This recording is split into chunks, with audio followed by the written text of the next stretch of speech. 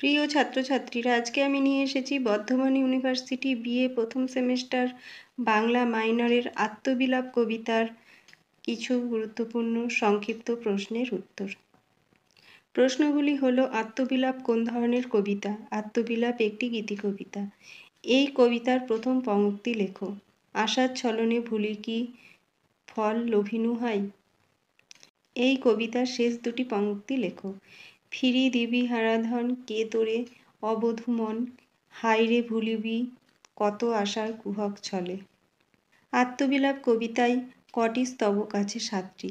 আত্মবিলাপ কবিতায় মধুসূদন দত্ত কিসের ছলনার কথা ঘোষণা করেছেন? আশার ছলনার কথা। আত্মবিলাপ কবিতায় কবি কালসিন্ধু জলতলে কি বলেছেন? আত্মবিলাপ কবিতায় কবি কালসিন্ধু জলতলে শত মুক্তাধিক আয়ু বলেছেন। আত্মবিলাপ কবিতায় কুহক শব্দের অর্থ কী? আত্মবিলাপ কবিতায় কুহক শব্দ মায়া বা ইন্দ্রজাল অর্থে গঠন করা হয়েছে। আত্মবিলাপ কবিতায় কবি অনাহারে অনিদ্রায় কী লাভ করতে চেয়েছেন? আত্মবিলাপ কবিতায় কবি অনাহারে অনিদ্রায় থেকে যশ লাভ করতে চেয়েছেন। আত্মবিলাপ কবিতায় কবি অনাহারে অনিদ্রায় থেকে কী লাভ করতে চেয়েছেন? আত্মবিলাপ কবিতায় কবি অনাহারে অনিদ্রায় থেকে যশ লাভ করতে চেয়েছেন। কবির দিন দিন কি ফুরিয়ে যায়? কবির দিন দিন আয়ু ও বল ফুরিয়ে যায়।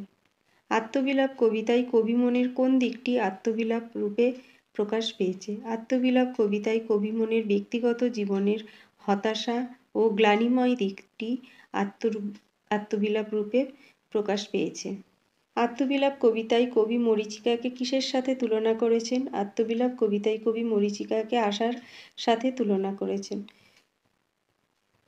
কালসিন্ধু পানে ধাই কথাটির অর্থ কী? কালসিন্ধু পানে ধাই কথাটির অর্থ সময় অবিরত চলমান বা ধাবমান। আত্মবিলাপ কবিতায় কোন প্রবৃত্তি কবিকে সর্বক্ষণ দংশন করে? আত্মবিলাপ কবিতায় পরশ্রীকাতর ও ঈর্ষাকাতর প্রবৃত্তি কবিকে সর্বক্ষণ দংশন করে। আত্মবিলাপ কবিতায় কবি যে 3টি উচ্চাসার কথা বলেছেন সেগুলি লেখো। মাইকেল মধুসূদন দত্ত আত্মবিলাপ কবিতায় তার নিজের 3টি উচ্চাসার কথা বলেছেন, যেমন প্রেম সুধালাভ, বহু অর্থ উপার্জন, খ্যাতি বা যশলাভ।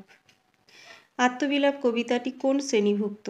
মাইকেল মধুসূদন দত্ত ইংরেজি ভাষায় সাহিত্য রচনা করতে চেষ্টা করেছিলেন এবং বেঁচে থাকা শেষ দিন পর্যন্ত তার এই ভুল প্রচেষ্টার বিষয়ে আত্মবিলাপ করেছেন।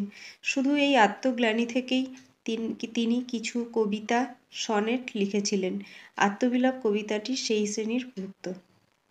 কবি মধুসূদন দত্ত কিসে ভুলেছিলেন? আশার ছলনে। কবি কি ভাবেন মনে?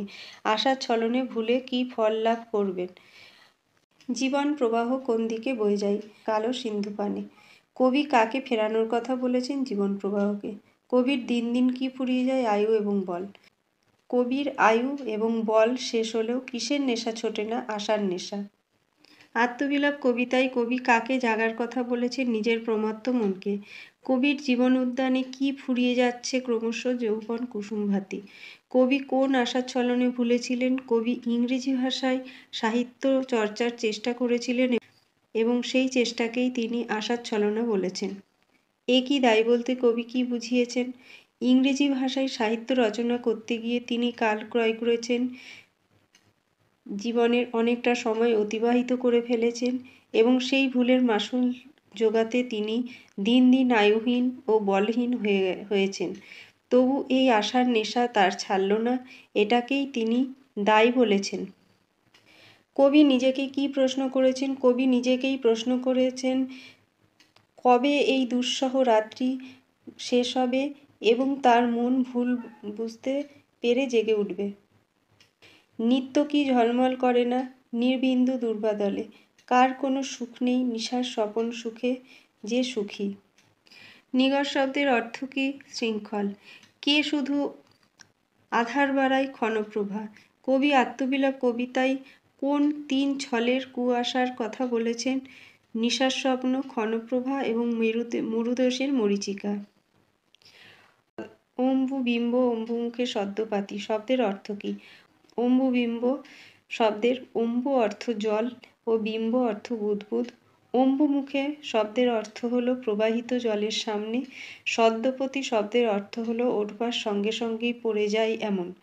বুদ্বুদ যেমন প্রবাহিত জলের সামনে সৃষ্টি হয়েই মিলিয়ে যায়, তেমনি যৌবনও ক্ষণস্থায়ী। নিশার স্বপন সুখে জাগে সে কাঁদিতে। কবি কি বলতে চেয়েছেন? কবি বলতে চাইছেন অলীক স্বপ্নের সুখ ক্ষণস্থায়ী, মোহ কেটে গেলেই দুঃখের শুরু। পতঙ্গ যে রঙ্গে ধায় পঙ্ক্তিতে, কবি কি বলতে চেয়েছেন? পিপীলিকা যেমন জ্বলন্ত আগুনের মোহে পড়ে তার মধ্যে ঝাঁপ দিয়ে প্রাণ হারায়, কবিও তেমনি ইংরেজি সাহিত্য রচনার মোহে পড়ে শুধুই কষ্ট ভোগ করলেন। কবি কোন বিষজ্বালা বলবার কথা বলেছেন? ইংরেজি ভাষায় সাহিত্য রচনার মোহে পড়ে তার সেই স্বাদ পূর্ণ করতে কবি শুধু বৃথা অর্থ অন্বেষণ করেছেন। এতে কবি ক্ষতবিক্ষত হয়েছে, মান যশ অর্থ হানিই ঘটেছে, শুধু লাভ কিছুই হয়নি। বিষজ্বালা ভোলবার প্রসঙ্গে কবি কোন কোন উপমার ব্যবহার করেছেন?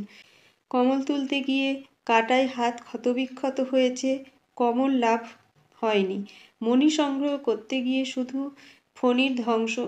ফণির দংশন যন্ত্রণা সহ্য করতে হয়েছে, মণি লাভ হয়নি। কবি পামর কাকে বলেছেন? মুক্তালোভী ধীবর মুক্তার লোভে জলের অতলে ডুব দেয়, কবি তাকে পামর বলেছেন। মুক্তালোভী ধীবরকে কবি কেন পামর বলেছেন?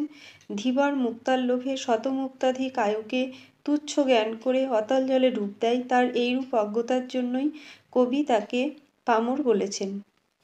ধীবরের রূপকে কবি আসলে কাকে ভর্ৎসনা করেছেন? ধীবরের রূপকে কবি আসলে নিজেকেই ভর্ৎসনা করেছেন। তিনি বাংলা ভাষা বা মাতৃভাষা পরিত্যাগ করে বিদেশি ভাষায় সাহিত্য রচনা করে যশ খ্যাতি লাভের মোহে ভুলেছিলেন। যশলাভ লোভে কবির আয়ু ক্ষয়কে কবি কোন রূপকে তুলে ধরেছেন?